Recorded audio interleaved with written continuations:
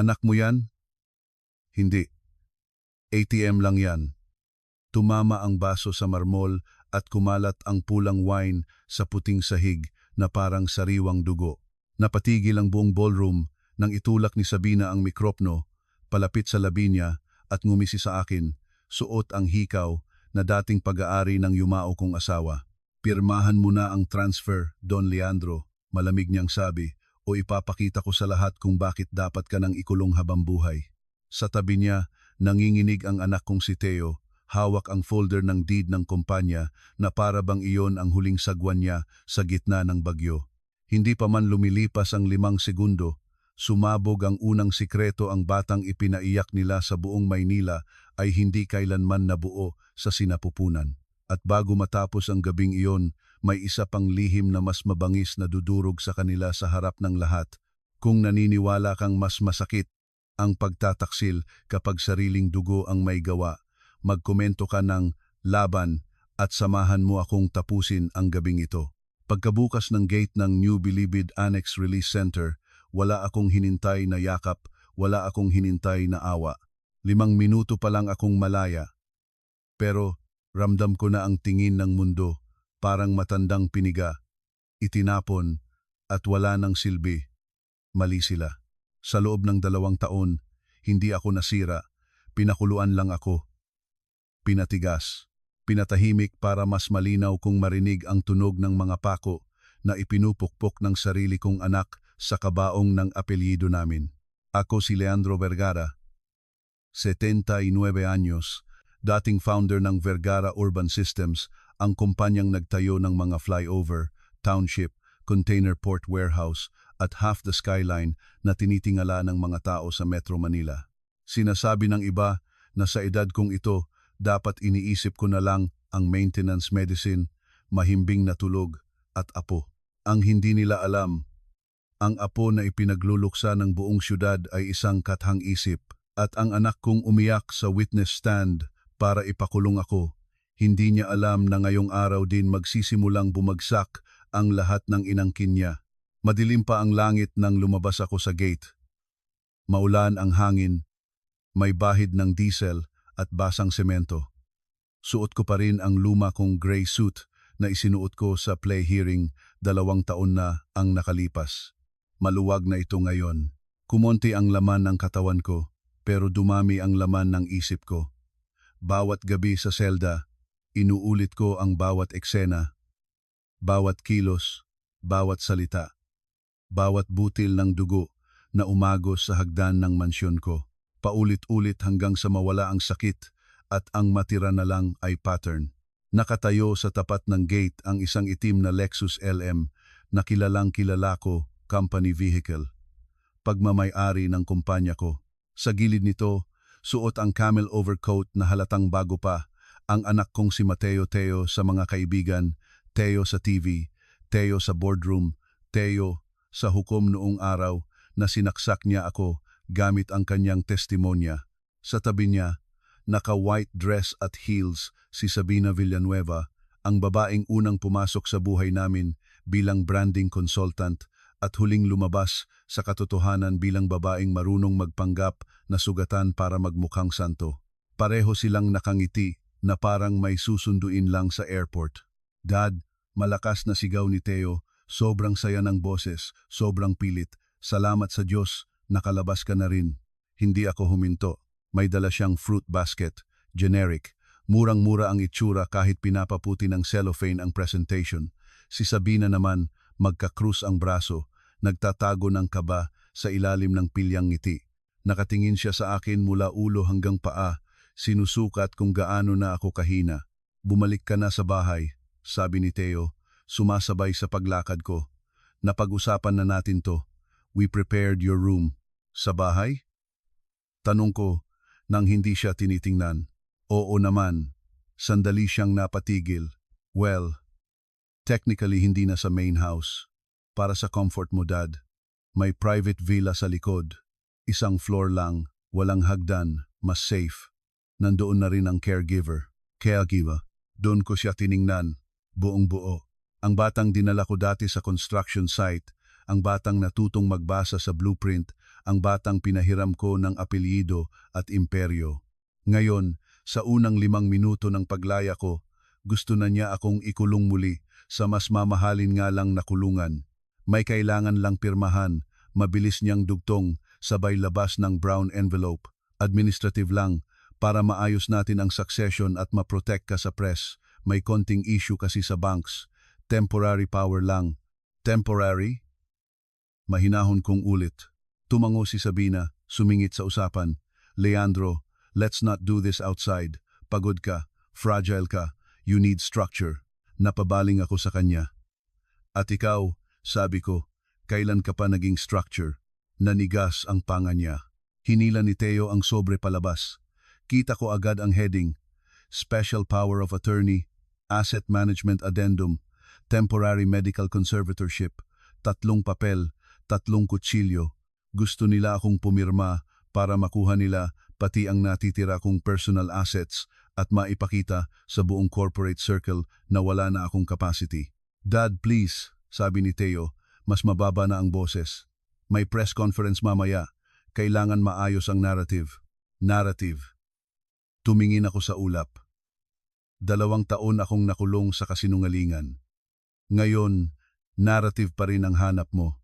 Humigpit ang hawak niya sa papel. Kung hindi ka makikipag-cooperate, lalaki ang gulo. Hindi pa ba sapat yung gulong ginawa niyo? Lumapit si Sabina. Pabango muna bago lason. We forgave you already, Leandro. Sana ikaw rin, learn to accept what happened. Napangiti ako, maliit lang. Inalagaan mo pa rin ang ganyang script? Script?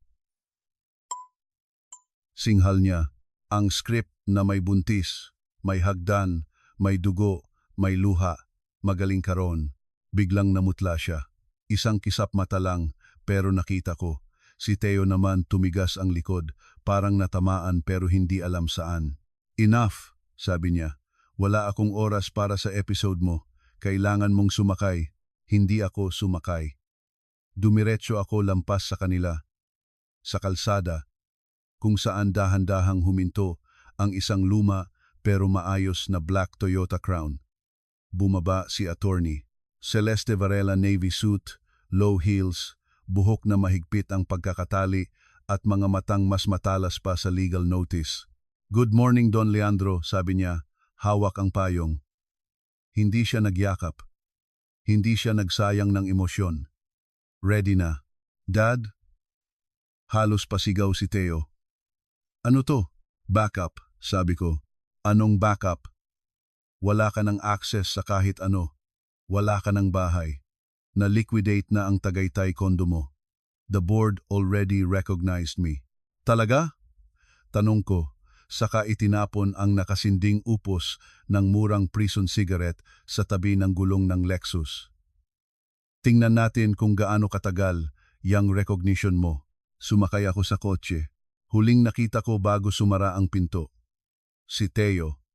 Umiinit ang mukha sa galit. At si Sabina, hindi na nakangiti.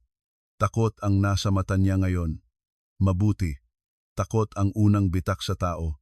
Mula ron pumapasok ang liwanag at lumalabas ang baho. Pag-andar ng kotse, inilapag ni Celeste sa kandungan ko ang tablet. Nasa live feed na ang media briefing niya. Sabi niya, pinindot ko ang play. Lumitaw sa screen ang anak ko sa podium ng VUS head office. Suot ang charcoal suit na binili gamit ang pera ko. Sa likod niya ang logo ng kumpanya. Sa ibaba ng screen ang breaking news banner. Today, sabi ni Teo sa kamera, boses na sinanay para tunog na lulumbay. My father has been released, but our family continues to carry the pain of what happened 2 years ago. His cognitive decline was already severe then, and sadly, incarceration worsened his condition. For the protection of our stakeholders, I will continue as acting executive chair with full authority. Cognitive decline. Iyon ang pangalawang kulungan na inihanda niya para sa akin. Una, criminal conviction.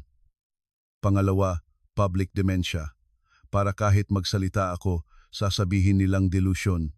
Kahit magreklamo ako, sasabihin nilang confabulation.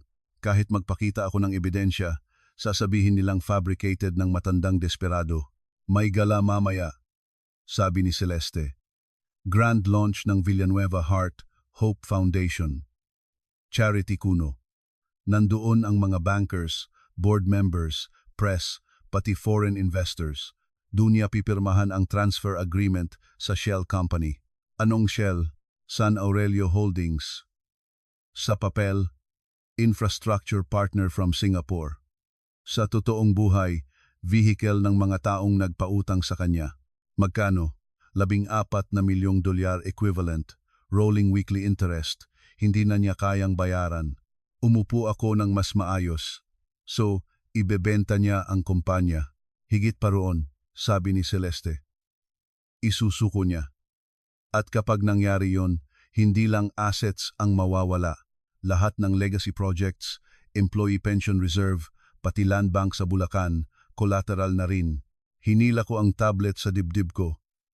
At si Sabina, nag-slide si Celeste ng ilang larawan. Police IDs, old passport scans, mugshot. Ang babaeng kilala ng Maynila bilang Sabina Villanueva ay dating si Rowena Salcedo ng Olongapo. May kaso ng identity fraud sa Clark.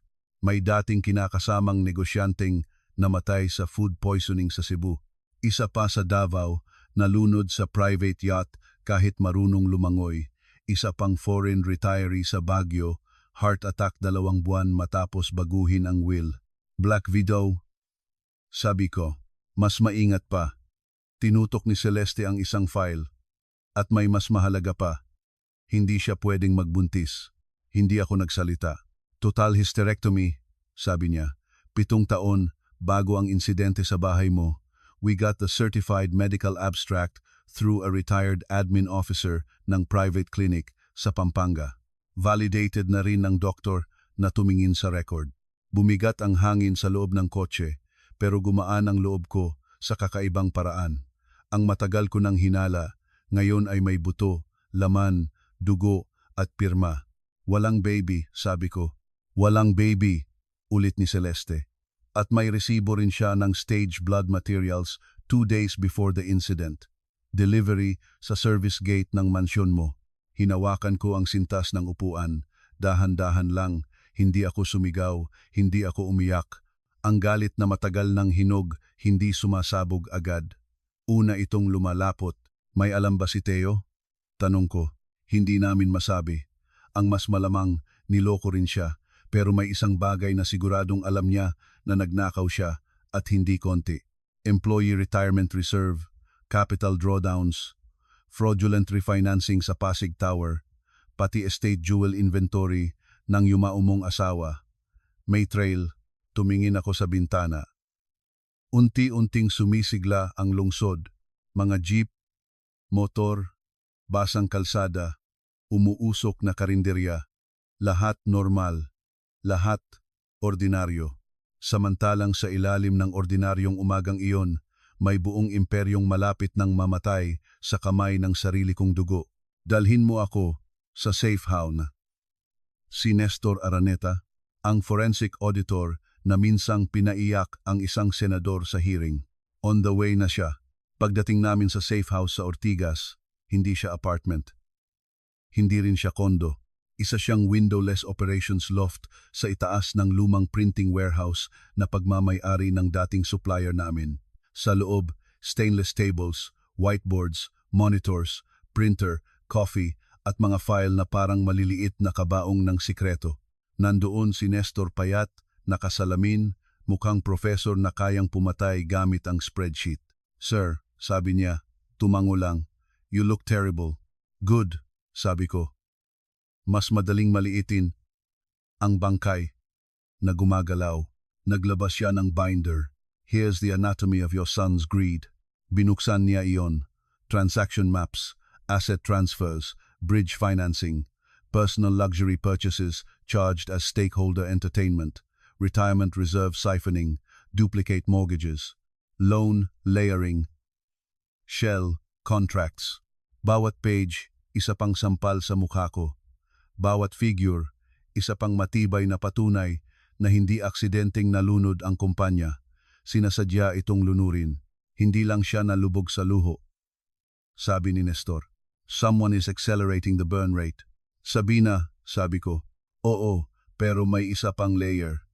Ipinakita niya ang isang set ng invoices sa jewelry broker sa Hong Kong. May missing heirloom items mula sa family vault mo, perlas, emerald set, diamond riviere, pati ang ruby rosary ng yumao mong lola. Most were sold, pero may isang pirasong hindi. Alin? Ang vintage gold locket ng unang asawa mo. Napatingin ako agad. Si Miriam, nanay ni Theo. Bago pa dumating si Clara, ang pangalawa kong asawa, na yumao rin pagkatapos ng mahabang sakit. Ang locket na iyon ang isa sa iilang bagay na itinabi ko at hindi ipinakita sa kahit kanino. Saan? Naglapat si Nestor ng isa pang file sa mesa. Nasa gala mamaya. Nakakonsign daw as centerpiece donation item, pero ang mas kakaiba, may laman ang locket. Tumaas ang kilay ko. May laman? Old microfilm strip. Natahimik ang buong silid. Microfilm. Sa isang iglap, bumalik sa akin ang huling linggo ng buhay ni Miriam. Ang paraan ng pagsasalita niya noon, mahina pero malinaw. Ang madalas niyang sabihin na may mga bagay na dapat lumabas kapag handa ka nang makita. Inakala kong kalituhan iyon ng gamot, ng pagod, ng sakit. Hindi pala. Paano niyo nalaman? Tanong ko. Naka-X-ray scan ang item para sa auction insurance, sabi ni Nestor. Routine lang. But the broker flagged a hidden compartment. Huminga ako ng dahan-dahan. Hindi na ito basta revenge. May iba pang nililihim ang gabing ito at hindi simpleng lihim-lihim ng asawa kong matagal ng patay. Ano ang laman? Tanong ko. Hindi pa namin nakukuha, sabi ni Celeste. Because nasa custody pa ng event curator, but we can retrieve it tonight. Then tonight, sabi ko, hindi lang natin sila sisirain. Huhukayin din natin ang hindi nila alam na hawak nila. Umupo ako sa harap ng monitor. Nasa likod pa rin ang engineering instinct ko. Bawat system may backdoor. Bawat estruktura may weak point. Lalo na yung ikaw mismo ang nagtayo. 20 taon na ang nakalipas nang ipagawa ko ang core authorization architecture ng VUS server room. Hindi alam ni Theo na ako mismo ang nagpasingit ng dormant founder override sa legacy maintenance layer. Ipinagawa ko iyon dahil ayokong isang araw may hired executive na agawin ang kumpanya gamit ang legal technicalities. Hindi ko inakalang anak ko mismo ang susubok. Nag-type ako. Command lines. Old syntax, forgotten admin root. Saglit na naghang ang screen, tapos lumabas ang green text. Founder access restored. Pasok tayo, sabi ko. Una kong binuksan ang pension reserve. Hindi ako handang makita ang laki ng sugat. 783 milyong piso ang bawas. Hindi cash flow adjustment, hindi short-term borrowing, pure diversion. Sunod kong binuksan ang Capital Facilities Debt Ledger. 3 magkaibang bangko, iisang property, magkakapatong na encumbrance. Classic fraud. Sunod, Board Communications Archive. Doon ko nakita ang plan nila para mamayang gabi. Hindi merger announcement kundi emergency asset transfer under Strategic Foreign Rescue. Rescue raw. Para bang hindi sila ang sumunog sa bahay bago tumawag ng bumbero. Print everything, sabi ko. Nag-ingay ang printer. Papel pagkatapos papel, parang maliliit na paring nagbabasa ng libing. Bandang 12:00, dumating si Tessa Morato, dating maikling buhok, mabilis kumilos, mas mabilis magsalita. May update, sabi niya. Ini-slide ang phone sa mesa. Yung foreign partner? Hindi lang Shell. May link sa smuggling corridor sa Batangas at fake procurement sa Subic. Pag nasign ni Theo tong transfer tonight, magiging legal front ang VUS para sa mas malaking operasyon. Kasama ba ang PNP, NBI, AMLC? Tanong ni Celeste. AMLC is listening. NBI can move. Pero kailangan public trigger para hindi sila makapag-erase ng data overnight. Then we give them theater, sabi ko. Napangiti si Tessa. Finally, Habang naghahanda kami, dumaan sa isip ko ang gabi ng insidente. Paulit-ulit ko iyong binalikan sa selda. Ang amoy ng imported perfume ni Sabina sa library. Ang hitsura ni Theo na parang batang nahuling nangopya. Ang kamay ni Sabina sa tiyan niya. Ang sobrang perpektong anggulo ng katawan niya sa tuktok ng hagdan. Ang sigaw niya. Ang pagbagsak. Ang dugo. Hindi siya nadulas. Hindi siya nasiko. Hindi ko siya nahawakan.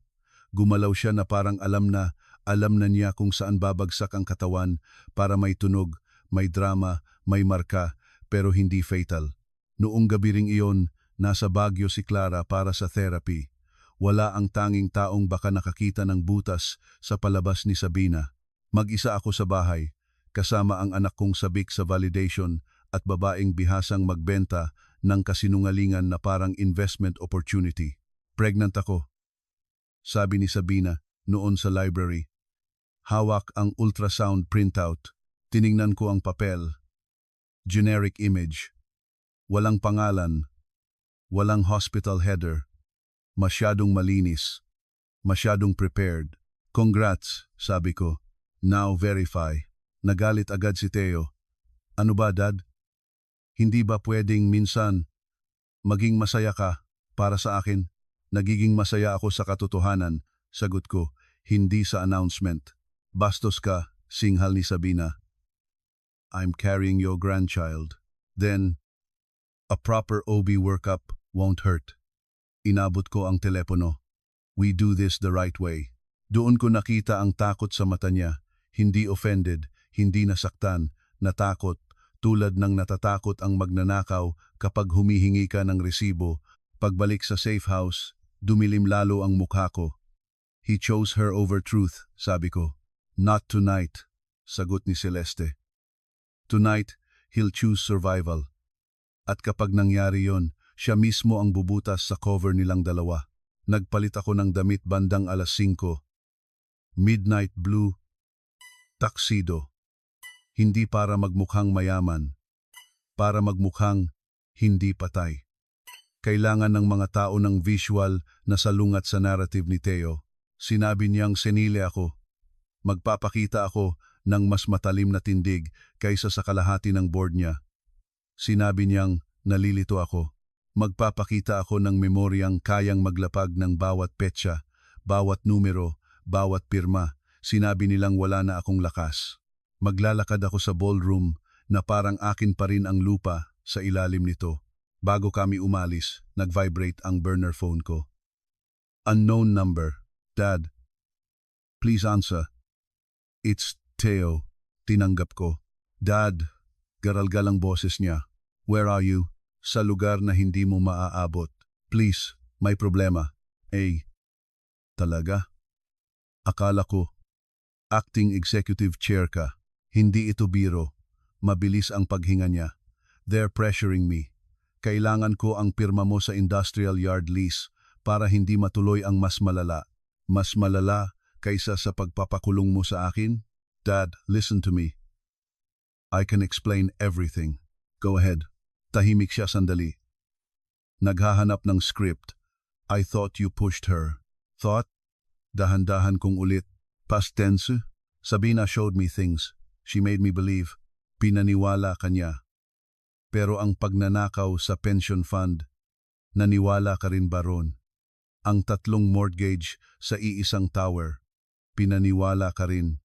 Ang pagbenta sa heirloom jewelry ni Clara at Miriam, pinaniwala ka rin. Please, umiyak siya. Totoong iyak? Hindi ko alam. May mga tao sa baba. Hindi na biro to. Kailangan ko lang ng oras. Tapos maaayos ko. Hinding-hindi mo inayos ang kahit ano, Theo. Tinakpan mo lang ang mga sunog na ikaw din ang nagsindi. Dad, they'll kill me. Napapikit ako saglit. Sa loob ng utak ko, nag-aagawan ang 2 larawan, ang batang nagtuturo sa akin ng Lego Tower niya at ang lalaking tumuro sa akin sa witness stand. Huli ang nanalo. Then stop pretending you're the architect, sabi ko. You're just a man under rubble. Ibinaba ko ang tawag. Nakita ni Tessa ang mukha ko. Hard, necessary. 7:30, nang dumating kami sa Elysian Grand Manila. Ang lobby, puro puting lilies, crystal, old money smell, at staff na sanay ngumiti kahit may giyera nang nangyayari sa loob. Sa ballroom, umaagos ang champagne, umiikot ang camera, at may malaking LED screen na may logo ng Villanueva Heart Hope Foundation.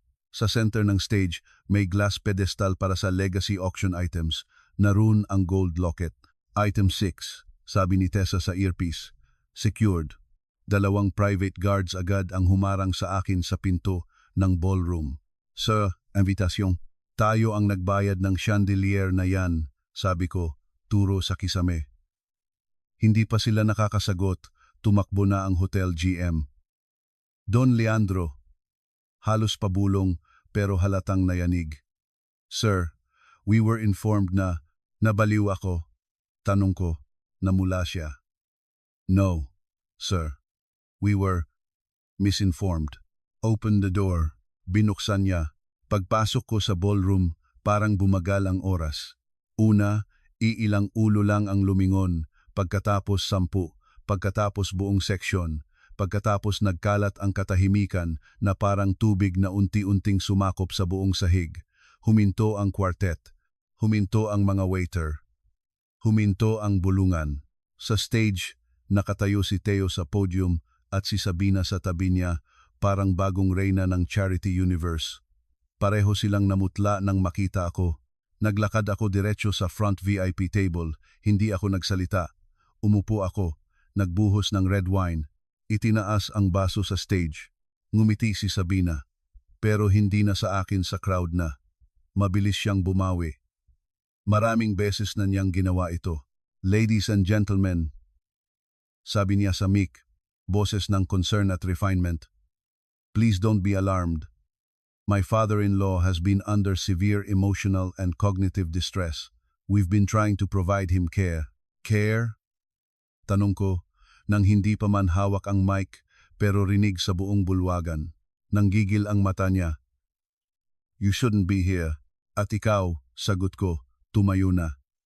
Hindi ka dapat nakatayo sa stage na yan na suot ang hikaw ng asawa ko. Murmurs. Camera phones. Security, sabi ni Sabina. 2 lalaking halatang hindi hotel security ang kumilos. Mabibigat ang balikat. Tahimik ang paa. Malinaw ang agenda. Doon lang tumayo si Celeste mula sa kabilang table, kasabay ang 4 pang waiter na biglang naglabas ng IDs. NBI Financial Crimes, malakas na sabi ng isa. Hands visible, nobody touches him. Nabagabag ang buong ballroom. Tumama ang isang baso sa sahig. May sumigaw ng, oh my God, umakyat ako sa stage. Isa-isang hakbang. Hindi nagmamadali. Ayaw kong magmukhang naghahabol. Dapat, magmukha akong dumating para maningil. Pagharap ko sa mic, hindi ko agad kinuha. Tiningnan ko muna ang mga mukha sa harap ko: bankers, developers, counselors, old friends, opportunists, mga taong nagluksa raw para sa pamilya namin habang tahimik na nanood sa pagbagsak ko. Magandang gabi, sabi ko. Dumating ako para sa auction. Natawa ang ilan, kabado. Pero hindi ng alahas, dugtong ko, ng katotohanan. Tinuro ko ang screen. Kumilos si Nestor sa control booth. Nagpalit ang LED screen mula foundation logo tungo sa scanned medical abstract. Malaki, malinaw, buong pangalan na ginamit ni Sabina sa dati niyang identity, hysterectomy, procedure date, hospital seal. Tumigil ang hininga ng ballroom. Tinatandaan niyo ba ang trahedyang ikinulong sa akin? Tanong ko. Ang sanggol na raw ang pumatay sa dangal ng pamilyang ito. Ang sanggol na raw ang naging dahilan para tawagin akong halimaw sa korte. Tinuro ko ang screen. Walang sanggol. Walang pagbubuntis. Walang miscarriage. Hindi dahil hindi nabuhay ang bata, kundi dahil imposible siyang mabuo. Tumagilid ang katawan ni Teo na parang may humampas sa kanya. What? Si Sabina agad ang sumingit. Fake yan. Fabricated. Talaga? Sabi ni Celeste, sumampa sa stage at iniabot sa NBI lead ang certified packet. Napatras si Sabina. Sabina, pabulong si Teo. Hindi na niya ako tinitingnan. Siya na ang tinitingnan niya ngayon. What is that? Don't be stupid. Singhal niya. Mababa ang boses. Answer me. Nagsisimula ng basagin ng galit ang takot sa mukha ni Teo. Bakit may hysterectomy record? Bakit ibang pangalan? Teo, bakit? Pasigaw na siya ngayon. At dahil hawak pa rin niya ang podium mic, umalingaw-ngaw sa buong ballroom. May mga taong tumayo, nasa upuan. May mga kamera nang nakatutok ng diretso sa stage. Wala nang charity launch. Public execution na ito dahil hindi totoo. Yung bata, sabi ko. At dahil ginamit ka niya para ipakulong ako. Umikot si Teo kay Sabina, nanginginig. Nagpanggap ka? Shut up. Nagsinungaling ka? Sa akin? Sinasabi kong manahimik ka. Bigla niya itong hinawakan sa braso, hindi para saktan, para pigilan, para pilitin siyang tumingin. Pinangalanan natin yon, Sabina. Umiyak ako sa nursery. Nagtestify ako laban sa tatay ko. At doon siya pumutok. Ang maskara niya tuluyan nang nabasag. Because you were easy, sigaw ni Sabina. Tinutukan siya ng daliri. Napakadali mong kontrolin. Kulang ka sa gulugod, kulang ka sa talino, pero may access ka sa pera. What did you think? That I loved you? Gumuhit ang collective shock sa mukha ng lahat. Ilang babae sa audience na pahawak sa bibig. May isang matandang board member na napaupo bigla. Sabina, bulong ni Teo, parang bata. Don't look at me like that. Dumura halos ang salita niya. Hindi ko kasalanan kung gutom na gutom ka sa approval. Konting lambing lang, ibinuhos mo na lahat. Pati tatay mo, isinakripisyo mo para lang maramdaman mong ikaw naman ang bida. Para siyang sinaksak sa harap ng lahat. Pero hindi pa tapos. Ladies and gentlemen, sabi ko sa mic, malamig. Appetizer pa lang yan. Muling gumalaw ang screen. Nestor switched to the pension diversion trail, bank transfers, offshore accounts, luxury purchases, duplicate mortgages, shell invoices, numbers, dates, recipients. Habang naniniwala ang anak ko na may dinadala siyang trahedya, sabi ko, may dinadala pala siyang cash outflow. Tinuro ko ang first slide. Employee Retirement Fund. Kinuhaan ng halos 800 milyong piso. Second slide. Pasig Tower. 3 beses ipinasanla sa 3 magkaibang bangko. Third slide. Corporate hospitality expenses. Ang tawag pala roon sa Cartier, Hermes at private yacht sa Palawan. Lalong uminit ang ballroom. Sumigaw si Manny Alunan, isa sa pinakamatandang minority shareholders. Teo, totoo ba yan? Nanginginig ang kanyang boses, hindi sa edad, kundi sa puot. Pensyon natin yan. Temporary transfer lang yan, bulol ni Teo. Temporary? Hiyaw ng isa pang director. 3 mortgage temporary? Sit down, sigaw ni Sabina sa crowd, desperate na. Hindi ikaw ang may-ari ng sit down dito. Sagot ko, inabot ni Celeste ang susunod na folder. At para kumpleto ang gabi, sabi niya, here is the strategic transfer agreement with San Aurelio Holdings.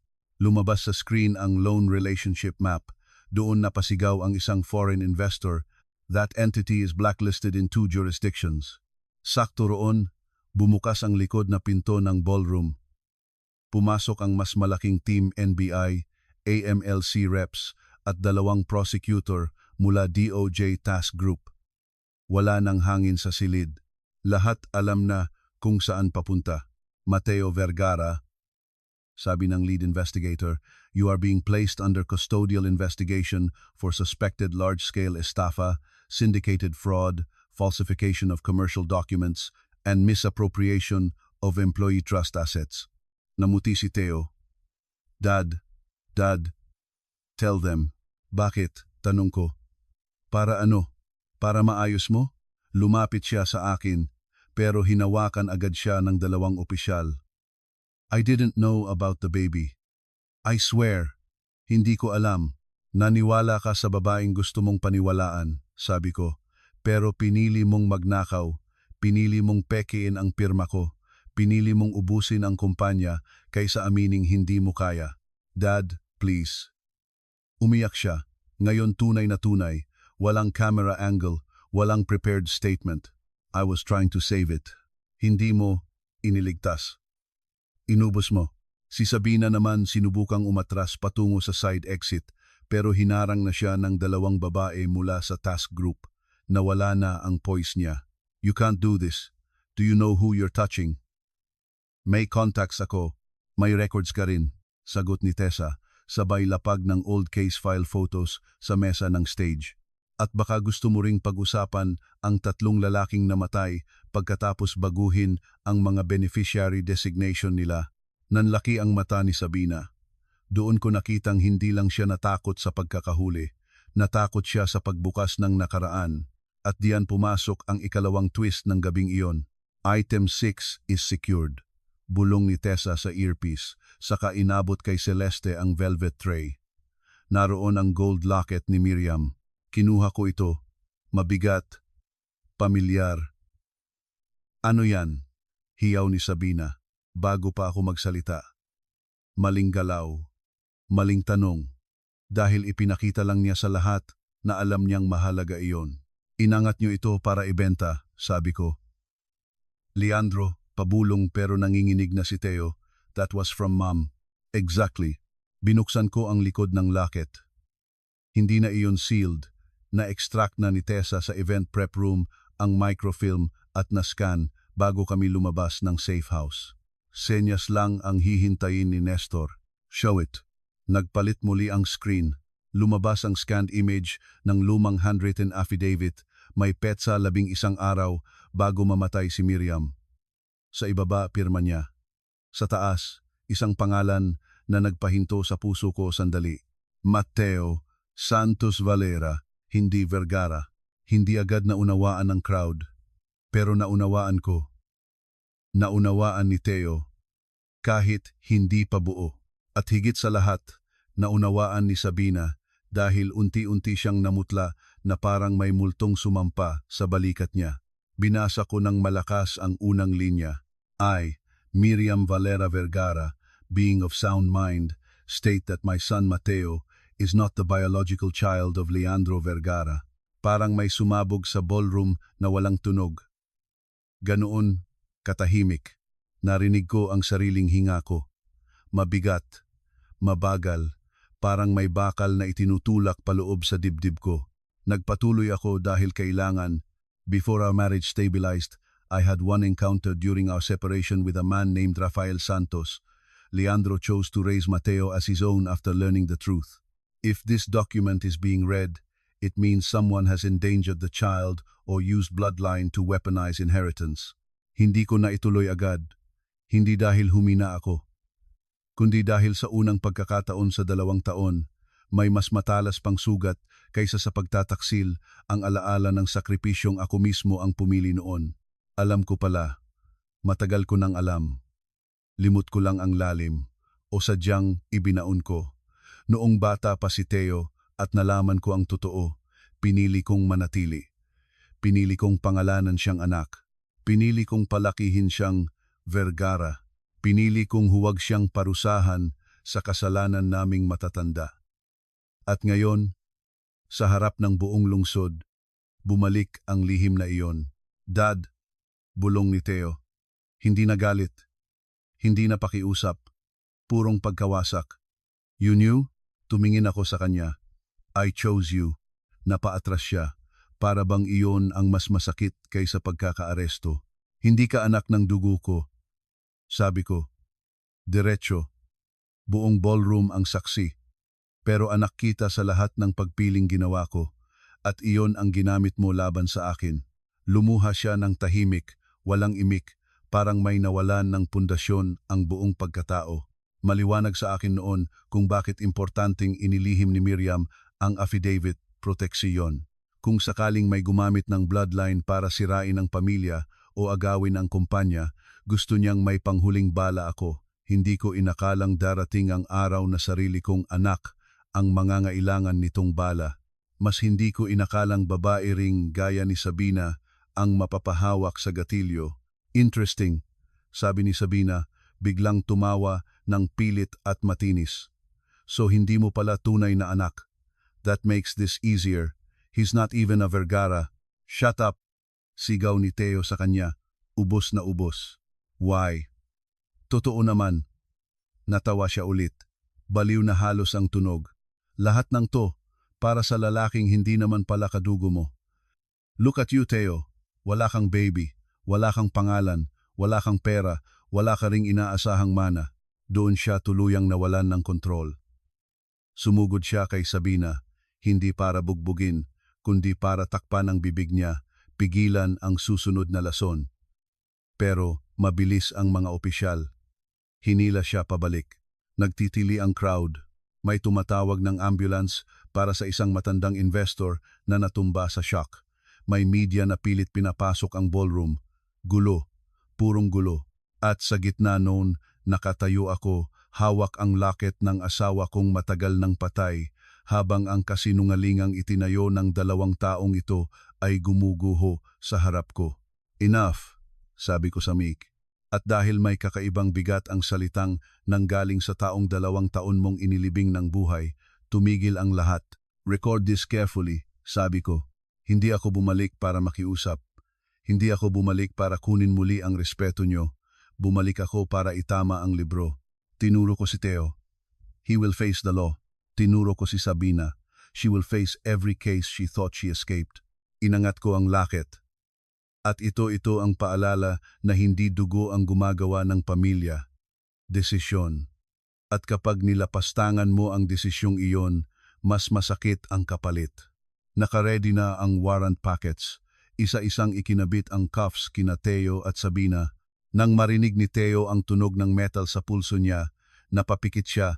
Nang marinig naman iyon ni Sabina, nagmura siya ng sunod-sunod, puro English, puro kapangyarihang naglalaho. Dad, muling sabi ni Teo habang hinihila siya pababa ng stage. Please, wag mo kong iwan. Tumayo ako sa gilid ng stage at tiningnan siya mula sa taas. Iniwan mo ako sa mas malamig na lugar. Hindi ko alam. Marami kang hindi alam. Pero ang pinakamasama, hindi mo man lang sinubukang alamin. Dad, hindi mo kailangang tawagin akong dad para lang maalala mo ang konsensya mo. Dinala siya palabas. Nanginginig, umiiyak, at wala nang natirang dignidad. Si Sabina, huling tumingin sa akin bago siya tuluyang hilahin ng mga babae mula sa task group. You're not done, sabi niya. Humihingal. Tama, sagot ko. Hindi pa. Pagkaalis nila, parang hinigop ng ballroom ang sariling kaluluwa. Ang mga bulaklak, yelo, chandeliers, violin stands, lahat mukhang props na lang ng masamang palabas. Lumapit si Manny Alunan, nanginginig pa rin ang kamay. Leandro, sabi niya, take back the chair. Tiningnan ko ang stage, ang logo, ang mga taong minsang naging kasama kong magtayo ng lungsod, at ang mga bago na handang palitan ang prinsipyo ng presyo. No, sabi ko, nagulat silang lahat.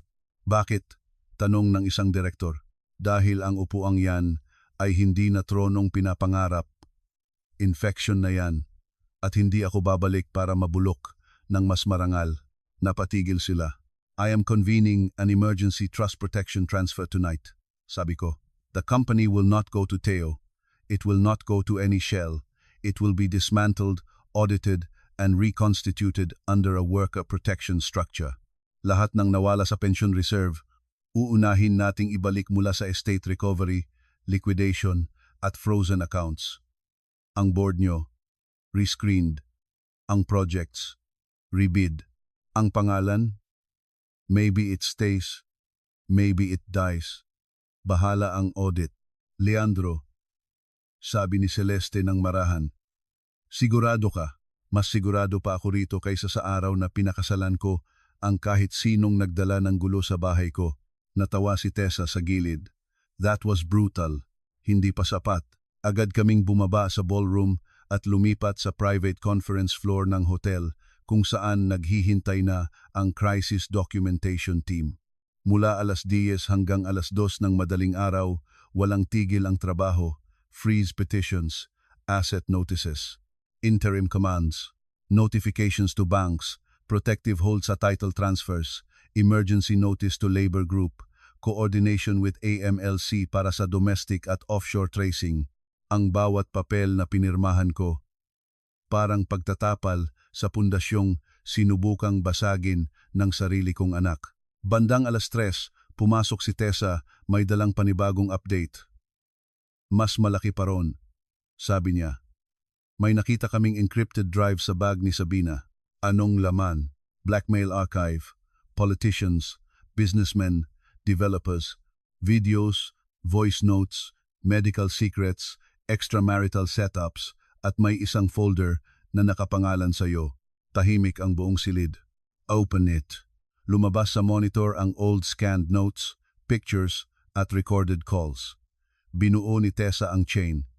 Hindi lang pala simpleng opportunist si Sabina, matagal na siyang inatasan ng isang land syndicate consortium na targetin ang pamilya namin, hindi para sa pera lang. Para sa North Harbor Reclamation Parcel, isang lupang hawak ng personal trust ko na matagal ko nang tinanggihang ipagbili sa ilang malalaking grupong may koneksiyon sa politika at foreign capital. Gusto nila ng access. Hindi nila ako masuhulan, hindi nila ako malapitan. So they found a softer door, Theo, at doon ko naunawaan ang kabuuan. Hindi random si Sabina. Hindi lang siya gold digger. Embedded asset siya. Ang fake pregnancy, ang pagpapakulong sa akin, ang takeover attempt, lahat iyon para mapilitang mailipat ang Trust Authority at maipagbili ang harbor parcel na pinoprotektahan ko. Kung nabuhay pa si Theo bilang malayang executive at napirmahan ang emergency transfer, wala na, talo na. Hindi lang ang pamilya ko, pati daan-daang mangingisda, settlers at labor cooperatives na nakaangkla sa trust development plan ko para sa lupaing iyon. Tahimik lang akong nakatingin sa screen. Sa likod ko, si Celeste ang unang nagsalita. So they used him. Yes, sabi ko. Pero hindi nito pinapawalang sala ang mga pirma niyang siya mismo ang naglagay. Umagang-umaga, nang makauwi ako sa lake house sa Laguna na minahal ni Clara. Mas maliit ito kaysa mansyon sa Forbes, pero mas totoo. Nandoon ang amoy ng kahoy, tubig, at lumang katahimikan. Sa unang pagkakataon sa 2 taon, umupo ako sa beranda ng walang guard na nagbibilang kung ilang minuto lang ang pwede kong igalaw ang katawan ko. Hindi ako natulog. Kinabukasan, sumabog ang balita.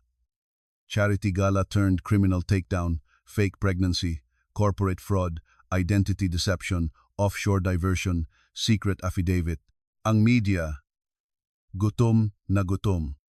Pero tumanggi akong magpa-interview. Hindi ko kailangan ng kamera para maging tama. Sa halip, tinutukan ko ang recovery. 2 araw matapos ang gala, dinalaw ko si Theo sa detention facility sa Camp Bagong Diwa. Hindi ako pumasok bilang ama. Pumasok ako bilang huling taong may kakayahang magpasya kung mabubuhay siya ng medyo ligtas o tuluyang kakainin ng mga taong nautangan niya. Pag-upo niya sa likod ng salamin, parang may 10 taong biglang idinagdag sa mukha niya, namamaga ang mata, gumuho ang balikat. Wala ang dating suot na confidence niya, wala ang English for camera tone, tao lang siyang takot. Dad, bulong niya. Umangat ang kilay ko. Ngayon mo lang ulit ginamit ng maayos. Umiyak agad siya, hindi dramatic, hindi pa cute, talo na talaga. I'm sorry, tahimik lang ako. I thought she loved me, sabi niya. I thought for once, someone chose me.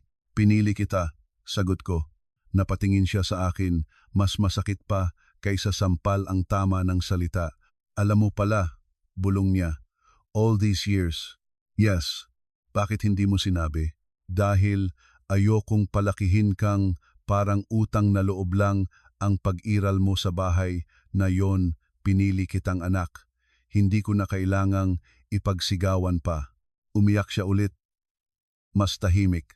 Now do you understand? Sabi ko, kung bakit mas mabigat ang ginawa mo. Tumango siya. Hindi agad, pero oo. Tumango. May kinuha akong papel sa bulsa. Bank transfer confirmation. Binasa niya ang amount at nakita kong biglang sumiklab ang pag-asa sa mukha niya. You paid them? Tanong niya, halos walang boses. Oh, napasandal siya, humagulgol. Dad, thank you. Thank you. I'll cooperate. I'll tell them everything. Please get me a good lawyer. Please. Hindi kita iniligtas para makalabas ka. Natigil siya. Binaba ko ang papel. Binayaran ko ang utang mo sa mga taong papatay sa iyo para hindi ka makatakas sa mas nararapat na parusa. Nanlaki ang mata niya. Kung pinabayaan kitang mamatay sa loob, mabilis lang yon. Masyadong madali. Hindi mo mararamdaman ang bigat ng bawat araw na inubos mo sa pangalan ko, sa kumpanya, sa mga empleyado. Gusto kong mabuhay ka. Gusto kong gising ka. Gusto kong maalala mo. Dad, please, don't. Huwag kang makiusap sa akin gamit ang boses na hindi mo ginamit noong ako ang nakaposas. Tumulo ang luha niya, pero hindi ko pinutol. Kailangan marinig ng isang tao ang sariling bagsak. May plea window ka, sabi ko. Take it. Ibigay mo lahat ng alam mo sa syndicate at kay Sabina. It's the only decent thing you can still do. Will you ever forgive me? Matagal akong tumingin sa kanya. Hindi ko pa alam at hindi mo pwedeng hingin iyon bilang karapatan. Umalis ako roon na mas mabigat kaysa pagpasok. Hindi nakagagaan ang hustisya kapag sarili mong itinuring na anak ang nasa dulo ng hatol. Pero may mga sugat na hindi gumagaling sa habag, sa katotohanan lang. Samantala, si Sabina o Rowena Salcedo hindi nakalabas sa simpleng fraud case. Nang ma-open ang blackmail archive niya at malink sa 3 kahina-hinalang pagkamatay at sa land syndicate trail, dumami ang nagbukas na bibig. May ex-housekeeper sa Baguio na naglabas ng old messages.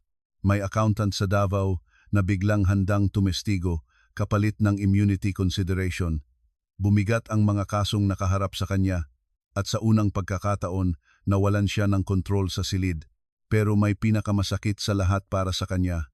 Hindi pera ang tumapos sa kanya. Dokumento, katotohanan, at sarili niyang pagmamadali. Habang nililinis ang kumpanya, lumitaw pa ang isa pang bagay mula sa microfilm archive ni Miriam. Hindi lang affidavit tungkol kay Theo.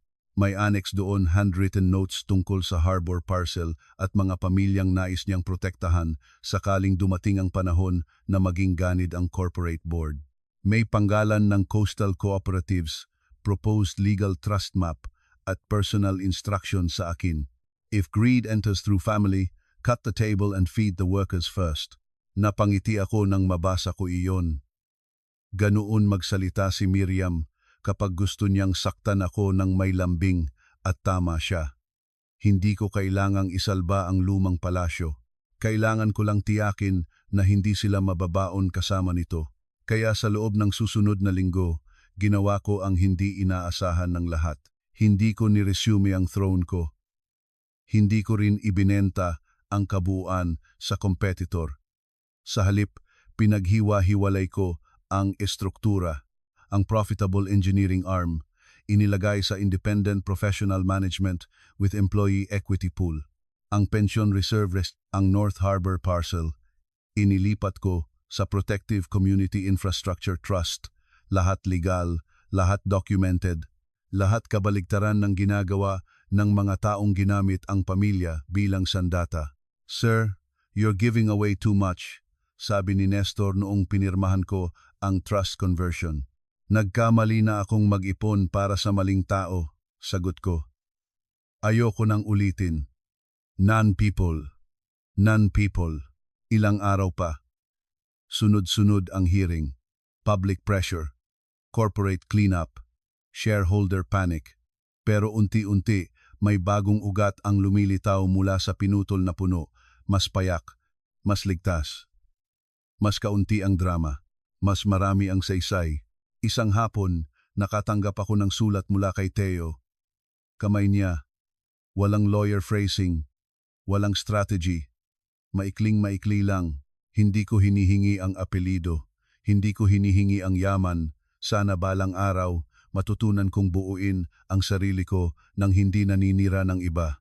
Tinupi ko ulit ang sulat at itinabi sa drawer. Hindi ko sinagot, hindi dahil wala akong naramdaman, kundi dahil minsan ang katahimikan ang tanging tapat na sagot habang sariwa pa ang sugat.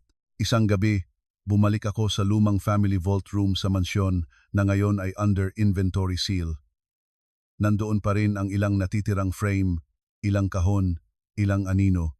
Tinanggal ko sa dingding ang portrait ni Miriam at Clara na magkasunod kong ipinagawa noon, dalawang babaeng magkaiba, parehong matitigas, parehong marunong tumingin sa akin na parang kayang basahin ang kayabangan ko bago pa ako magsalita.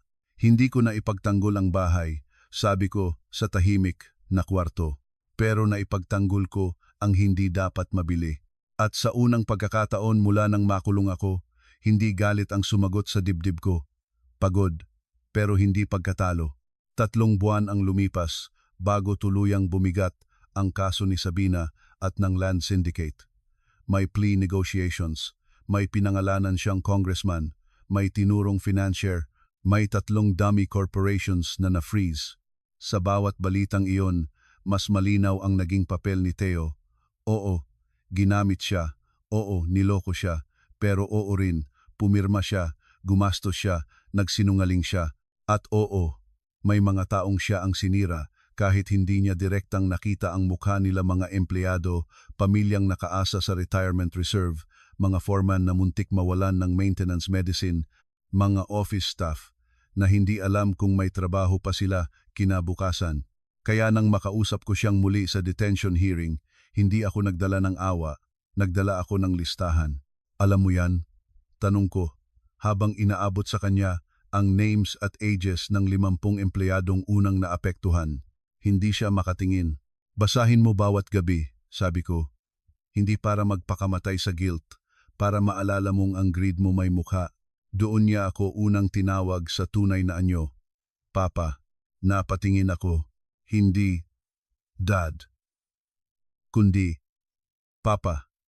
Katulad ng tawag niya noong 5 taong gulang siya at natakot sa unang kulog sa Tagaytay. Mas masakit iyon kaysa lahat. Hindi ko siya niyakap, hindi ko rin siya tinalikuran. Tumayo lang ako roon, hawak ang salamin na naghihiwalay sa amin at sinabi ko ang tanging totoo.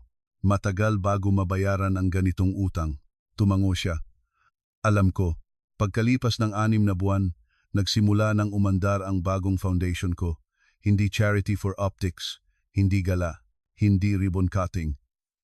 Ang pangalan, Tulay Legal Recovery Center, para sa matatandang ninakawan ng sariling anak, byuda na nilinlang sa deed of sale, lolo't lola na pinapirma sa kung ano-anong power of attorney, at retired workers na inubos ang trust funds dahil may isang executive na gustong magmukhang hari.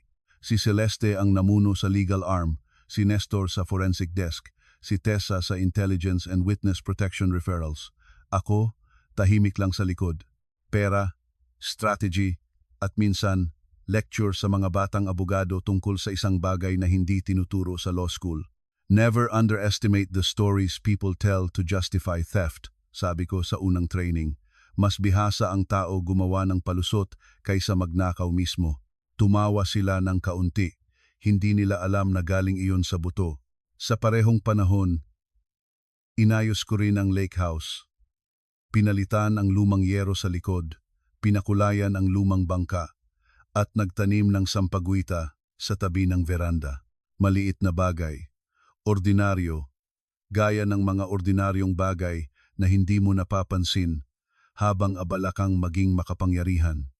Hindi pala tower ang pinakakailangan ng matanda, kundi lugar na walang nagsisinungaling para mapanatili siya. Isang dapit hapon, habang orange ang tubig at malamig ang hangin, dinala sa akin ni Celeste ang final court update. Conviction path is set, sabi niya. Sabina's dead on the major charges. Teo's cooperating, reduced exposure maybe, but still long years. Tumango ako. At ang Harbor Trust, protected, permanently. Ibinigay niya sa akin ang isa pang envelope. May huling bagay, galing sa archive ni Miriam. Binuksan ko, maikling note, halos faded na ang tinta. Leandro, if the boy ever breaks your heart, remember, loving him was never the mistake. Forgetting to discipline him would be. Natawa ako nang walang tunog. Siyempre ganoon niya. tatapusin ang sulat. Tama na naman siya. Minahal ko, pero sobrang binuhat ko rin. At ang sobrang buhat sa bata, minsan hindi proteksiyon. Pagpapahina, late na naman siyang tama. Bulong ko, "Who?" Tanong ni Celeste. Mga babaeng minsang nakatira sa ulo ko. Napangiti siya. "You still miss them." Araw-araw, pero buhay ka pa rin. Tama. Tiningnan ko ang tubig. Sa wakas, hindi na ako bumalik sa Forbes house para tumira. Ipinagbili ko iyon pagkatapos ng estate resolution. Masyadong maraming alaala, masyadong maraming aninong naglalakad sa hagdan, masyado ring mamahalin para sa bahay na naging teatro ng kasinungalingan. Ang ilang nalikom, ipinangdagdag ko sa pension restoration pool. Ang iba, sa Tulay expansion para may Visayas at Mindanao desks. Ang natira, sapat para sa tahimik na buhay, sapat at hindi sobra. Natutuhan kong ang sobra, kadalasang hinihikayat ang mga linta. Minsan tinatanong ako ng mga tao kung pinagsisihan ko raw bang hindi ko pinigilang maaresto si Teo ng gabing iyon. Lagi kong sinasabi ang parehong sagot. Kung pinigilan ko siya, pareho lang akong nagsinungaling. May iba ring nagtatanong kung mahal ko pa ba siya matapos kong malaman na hindi ko siya kadugo. Mas madali ang sagot na iyon. Kahit mas masakit, hindi nawawala ang mga taong minahal mo dahil lang nagbago ang blood test. Pero may ikatlong tanong na mas bihira, at ito ang pinakamahirap. Mapapatawad mo ba siya? Kapag tinatanong iyon, hindi ako sumasagot agad. Tinitingnan ko muna ang lawa o ang mga papeles sa mesa o ang mga matatandang pumipila sa tulay para magpatulong dahil ang totoo, may mga salitang hindi dapat minamadali. Ang kapatawaran ay hindi pambawi sa gulo. Hindi siya discount coupon matapos wasakin ang buhay ng iba. Hindi rin siya obligasyon ng nasaktan. Ang alam ko lang, isang araw, kung may makita akong tunay na pagbabago sa kanya, hindi takot, hindi lungkot, hindi pangangailangan, kundi character, baka, pero ang baka ay malayo pa. At sa ngayon, sapat nang alam niyang buhay siya dahil pinili kong bayaran ang mga papatay sana sa kanya, pero malaya akong hindi bayaran ang konsensiyang hahabol sa kanya habang buhay. Sa anniversary ng araw ng paglaya ko, hindi ako nagparty, hindi rin ako nagbigay ng speech. Umaga pa lang, umakyat ako sa lumang pier ng lake house at binalikan ang huling 2 taon na parang mahabang bagyo. Nakakagulat palang mabuhay matapos mong isipin na tapos ka na. Nakakagulat din na may mga bagay kang kayang iwanan kapag napatunayan mong hindi pala iyon ang tunay na sarili mo. Kinuha ko sa bulsa ko ang burner phone na ginamit ko noong unang linggo ng digmaan. Naroon pa ang lumang mensahe ni Teo, ang pagbabanta ni Sabina, ang terse instructions ni Celeste, ang isang dan ni Nestor na mas nakakatakot paminsan kaysa mahabang report. Tiningnan ko ang screen ng ilang segundo, saka ko iyon inihagis sa lawa. Lumundag ito ng 2 beses sa ibabaw ng tubig bago lumubog. Ganon din ang nangyari sa dating buhay ko. Isang talbog, isa pa, tapos lunod. Pero ako, hindi nalunod. Ako si Leandro Vergara, 79 anyos. Hindi ako ang lalaking ipininta sa News Chiron bilang violent, unstable patriarch. Hindi rin ako ang simpleng biktimang kinawawa ng sariling pamilya. Mas komplikado ron. Ako ang lalaking pumili ng anak na hindi kadugo, pumalpak sa disiplina, itinumba ng kasinungalingan, ikinulong ng sistema, at pagkatapos ay bumalik hindi para magmakaawa sa mundo, kundi para isa-isang alisin ang mga pako sa sariling kabaong. Nawala sa akin ang 2 taon, isang kumpanya, isang mansyon, at ang ilusyon na sapat ang pagmamahal para hindi ka traidorin. Pero may nakuha rin ako, kapalit, mas malinaw na mata, mas tahimik na bahay, mas malinis na hangin, mas totoo na mga kakampi. At ang lakas na sabihing ang pamilya ay hindi lisensiya para nakawin ka. Kung may natutunan ako, ito iyon. Hindi lahat ng pagtatapos ay kamatayan. Minsan, ang pinakamalupit na wakas ay iyong nabubuhay ang lahat, pero hindi na sila makakabalik sa dating anyo. Si Sabina, mabubuhay sa kulungan nang wala ang ganda niyang pinuhunan. Si Theo, mabubuhay sa mga taon na nilamon ng sarili niyang pagpili. At ako, mabubuhay sa katahimikang pinaghirapan kong bawiin. Hindi perpekto, hindi masaya araw-araw, pero akin at sapat na iyon. Kung sakaling may makabasa man nito balang araw na pinatahimik ng sariling dugo, tandaan mo, hindi ka obligado manatiling altar kung saan sila paulit-ulit magsasakripisyo ng konsensiya. Pwede mong putulin ang mesa, pwede mong iligtas ang natitira, pwede mong piliin ang sarili mo kahit nanginginig ang kamay mo, dahil minsan ang pinakamalinis na anyo ng pag-ibig ay hindi ang magpatawad agad, kundi ang tumigil na sa pagsisinungaling tungkol sa pinsalang ginawa sa iyo. At nang gabing iyon, sa ballroom, nang bumagsak ang kanilang imperyo sa ilalim ng ilaw na sila mismo ang umupa, saka ko lang lubos na naunawaan ang isang bagay. Hindi ako bumalik mula sa kulungan para kunin ulit ang nakaraan. Bumalik ako para siguraduhing wala nang ibang makukulong sa kasinungalingang sila ang gumawa. That was the payoff. At doon talaga ako nakalaya.